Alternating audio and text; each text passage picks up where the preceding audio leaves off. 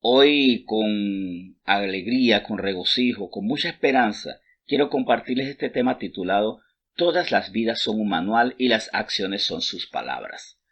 Para esto iniciamos con el Salmo 119, el versículo 16, donde el salmista hace una confesión de regocijo y un regocijo que no se basa en lo que ofrece el mundo, porque cuando no tenemos una visión sobrenatural, espiritual de las cosas, no tenemos una visión como la que Dios nos da porque confiamos en Él y porque aprendemos por medio de Él y de su palabra, entonces nuestro regocijo depende más bien de cosas materiales, de dinero, de posesiones, de oportunidades concretas.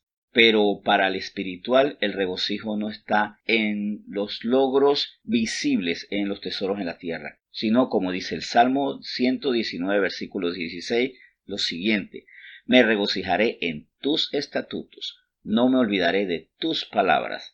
Aquí hay dos acciones que deben ser nuestra continua acción cotidiana que nos anima. Regocijarme en los estatutos, las ordenanzas, las leyes de Dios, los mandatos y no olvidarlos. Es que cuando yo me regocijo en algo no lo olvido. Cuando algo a mí me alegra, está siempre en mi memoria y en mi forma de hablar. No me olvidaré de tus palabras, en mi forma de actuar, no me olvidaré de tus palabras, no me olvidaré de tus instrucciones. Cuando yo digo en este tema, todas las vidas son un manual y las acciones son sus palabras, es porque efectivamente quien hace un manual es porque ha aprendido algo previamente. Si yo hago un manual de seguridad, por lo menos como el caso de, por ejemplo, Jennifer, que es acá nuestra discípula que trabaja en seguridad laboral, es porque ella ha aprendido y entonces viene y lo registra para enseñar a otro. Nuestro libro es nuestra vida. Nosotros somos un libro de lo que hemos aprendido y se lo mostramos a las personas. Y esto es muy importante porque no solo nos da un estilo de vida sano, sino también una oportunidad de salvación para otros. Quiero citar al evangelista, al gran sacerdote, hombre de Dios, John MacArthur, que dice: tú eres la única Biblia que algunos incrédulos van a leer. Y esto es lógico porque el incrédulo no se inclina por leer la Biblia. Si muchos cristianos no leemos suficientemente la Biblia, o hay muchos creyentes que nunca la abren, imagínense un incrédulo. Y tal vez muchos incrédulos solo van a conocer la palabra de Dios por nosotros, porque nosotros somos manuales y nuestras acciones son esas palabras. Vamos al libro de Génesis, capítulo 18. Y aquí, en este primer libro de la Biblia y específicamente este pasaje, vamos a introducirnos en lo que Dios vio acerca de dos sitios, Sodoma y Gomorra, y cómo ellos eran una escuela de perdición y de dolor. Entonces, para eso, vuelvo y repito, vamos a Génesis 18 y específicamente leer los versículos 20 y 21, que dicen así: entonces Jehová le dijo: por cuanto el clamor contra Sodoma y Gomorra se aumenta más y el pecado de ellos se ha agravado en extremo, descenderé ahora y veré si han consumado su obra según el clamor que ha venido hasta mí, y si no, lo sabré. Hay un clamor contra Sodoma y Gomorra, dos sitios donde se practicaba de forma intensa y dolorosa el pecado. Intensa y de placer para quienes pecaban, pero dolorosa para las víctimas de este pecado, porque el mal genera víctimas, genera dolor. El dolor genera varias respuestas. Una es la derrota, el rencor, una vida angustiada. El dolor genera mucha frustración. El dolor también genera en otras personas el anhelo de seguir viviendo generando ese dolor, de seguir vengándose, desquitándose o contaminados o hasta enamorados del dolor, porque hay personas que en un momento dado se apetecen tanto, se llenan tanto de ese dolor, de esa angustia, que lo practican como estilo de vida. Por eso que la maldad que comienza a veces por papá y mamá se va proyectando, se va extendiendo y no se detiene. Hay comunidades que hay pecados que son generacionales porque se aprendieron.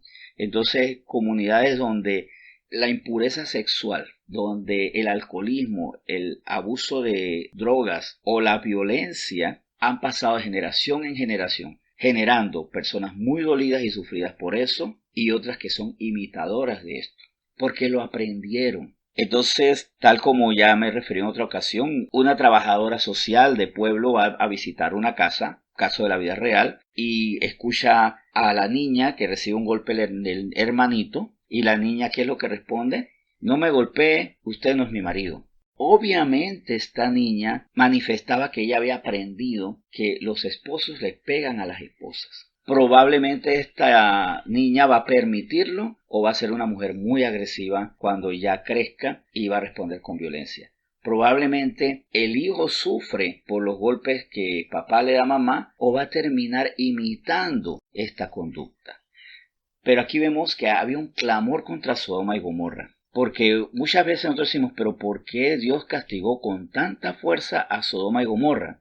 Porque Sodoma y Gomorra estaban castigando a personas que clamaban porque sufrían. El pecado no produce el placer per se y ya, siempre va a dejar víctimas. Y por aquel alcohólico que alegra a sus amigos están los hijos que sufren, la esposa que sufre, los parientes abochornados. Vamos a Génesis 19. Vemos que evidentemente luego de que Dios escucha este clamor, hay una acción de parte de él. Vamos a ver Génesis 19 desde el versículo 1 lo siguiente. Llegaron pues los dos ángeles a Sodoma a la caída de la tarde, y Lot estaba sentado a la puerta de Sodoma, y viéndolos Lot, se levantó a recibirlos y se inclinó hacia el suelo. Vemos en Lot otra actitud muy diferente, la actitud de quien, como alguien que aprendió a ser misericordioso, a ser noble, a ser bondadoso, con el que llegaba, salió a recibirlo, se levantó, se inclinó hacia el suelo y dijo lo que dice el versículo 2. Y dijo: ahora, mis señores, os ruego que vengáis a casa de vuestro siervo y os hospedéis y lavaréis vuestros pies, y por la mañana os levantaréis y seguiréis vuestro camino. Y ellos respondieron: no, que en la calle nos quedaremos esta noche. Mas él porfió con ellos mucho, y fueron con él y entraron en su casa, y les hizo banquete y coció panes y levadura y comieron. Pero antes que se acostasen, rodearon la casa los hombres de la ciudad, los varones de Sodoma, todo el pueblo junto, desde el más joven hasta el más viejo. Como les había dicho, cómo se van aprendiendo las cosas. Hay personas que claman por el mal y otras que aprenden a hacerlo. Toman como manual estas malas vidas para aprender a hacer el mal. Seguimos con la lectura. Versículo 5. Y llamaron a Lot y le dijeron: ¿dónde están los varones que vinieron a ti esta noche? Sácalos para que los conozcamos. Entonces Lot salió a ellos a la puerta y cerró la puerta tras sí, y digo: os ruego, hermanos míos, que no hagáis tal maldad. Bien, aquí vemos cómo cada quien fue sacando por medio de sus actos lo que era como manual de vida, y cómo lo que estaban haciendo era percibido por otros. ¿Qué vio la familia de Lot por sus acciones? Un hombre noble, un hombre protector, un hombre que incluso cuando le pide a ellos, a estos varones de Dios, a estos ángeles, que se queden en casa, esto para mí está implícito. No solamente quería hospedarlos, sino que, conociendo la ciudad, quería evitarles males mayores. Evidentemente ellos, al quedar expuestos a la maldad del pueblo, corren peligro. Claro que sabemos que no pasó así, de hecho quedan enceguecidos, más adelante vemos, aquellos que quisieron hacerle daño. Pero si nos ponemos en el puesto de estos ángeles, ellos tuvieron ante sí dos conductas muy diferentes, dos manuales de vida muy diferentes. El manual del hombre justo, del hombre noble, del hombre protector, y el manual de vida de personas tan pero tan depravadas que con tal de saciar sus apetitos no les importaba dañar a quienes ellos solamente consideran como hombres muy apetecibles. ¿Qué estoy enseñando yo a la gente? De lo que yo creo, de lo que yo soy. Aquí Lot mostró cuál era su principio, cuál era su herencia de valores, porque en los momentos cruciales yo voy a manifestar de qué estoy hecho en base a principios, en base a ideas, en base a leyes que deben gobernar mi vida. Yo soy el manual ante el mundo en medio de las dificultades. Aquí dos ángeles de Dios pueden leer del pueblo lo que ellos son. No lo que ellos podían decir, no lo que ellos podían proclamar, lo que ellos eran a través de sus acciones. De Lot pudieron ver estos ángeles de Dios lo que era Lot y lo que podía ofrecer incluso a su familia como garantía de enseñanza de principios y demás por medio de sus acciones. Todo lo que ocurre en nuestra vida, sea bueno o sea malo, va a exponer lo que somos nosotros. Y lo que somos nosotros va a recibir el justo juicio de Dios. Recordemos que Dios ante lo que ocurre con estos ángeles suyos, Él hace juicio para salvación de quien actuó con justicia, quien fue un manual de justicia, y con esto agregó a su familia, porque el que defendió, protegió a los ángeles fue Lot, y benefició al resto de su familia. O los que recibieron castigo, que fueron todos los que ante lo que fue grato, tentador a sus ojos, actuaron con maldad. Porque algo puede ser tentador para todos nosotros, pero ¿cómo actuamos conforme a eso? Yo todos los días veo cosas que me tientan, puedo ver algo, una oportunidad económica que me tienta, puedo ver algo del mundo que me llama la atención, pero yo decido de acuerdo a mi manual de vida. Yo incluso como varón puedo ver una dama y puedo tentarme a acercarme y hacer algo que no debo hacer, ser infiel, por ejemplo, pero mi manual de vida me dice no, no lo hagas, tú no eres así, esas no son tus acciones, no actúes conforme a lo que tú no eres.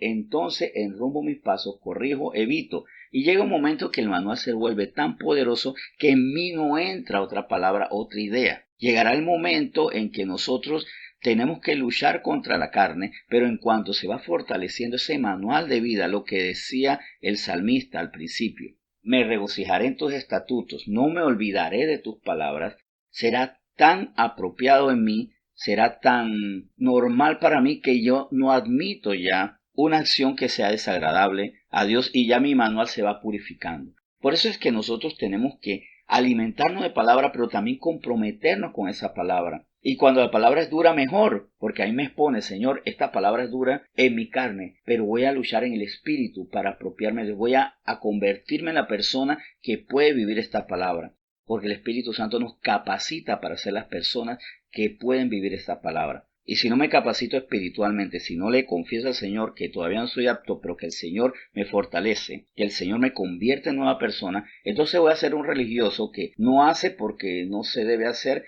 pero mi corazón sigue pensando, queriendo, anhelando hacer el pecado. Me regocijaré en tus estatutos para hacer un manual adecuado para otros, porque lo que yo pienso se va a convertir en acciones. Y por eso cuando una persona toma una acción, ya yo sé qué contenido tiene, cuáles son las palabras que gobiernan sus acciones.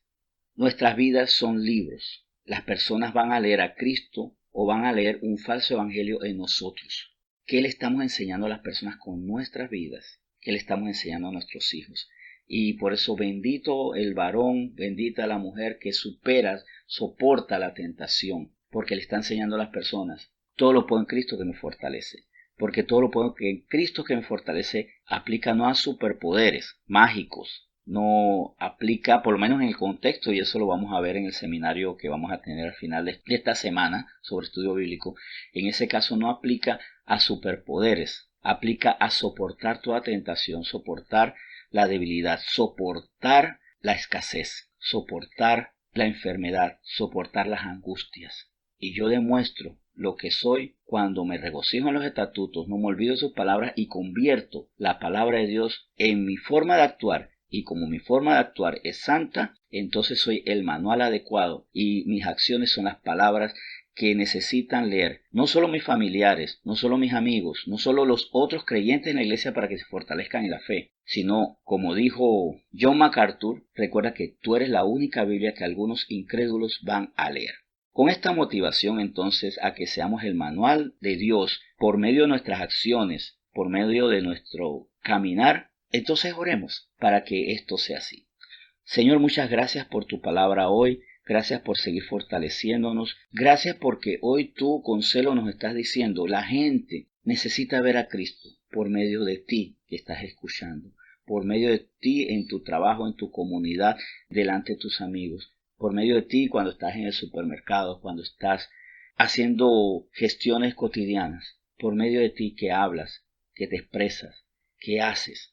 Debemos ser los manuales adecuados, porque los incrédulos muchas veces comienzan a leer a Cristo por medio de nosotros y muchos han llevado una mala lectura de Cristo, Señor, y por eso te pedimos perdón por culpa de nuestras acciones. Y tienen una visión tan desdibujada de ti, Señor Jesús, por causa de nosotros. Perdónanos porque muchas veces mostramos un garabato y no la imagen de Dios. Un garabato lleno de nuestros pecados, de nuestra mano torcida, nuestro pulso tembloroso o iracundo o lascivo o impuro. Perdónanos, Señor, por esto, y más bien bendícenos, haciéndonos conforme a tu voluntad, y que tu voluntad sea tan fuerte en nosotros, que nuestras vidas sean manuales adecuados y nuestras acciones sean esas palabras, que las personas vean a Cristo por medio de nosotros, y que los incrédulos puedan ver a un Dios puro, santo, constructivo y esperanzador por medio de nosotros, que somos las cartas de Cristo, y en nosotros se escriben sus acciones. Por eso hoy te bendecimos en nombre de Jesús. Amén.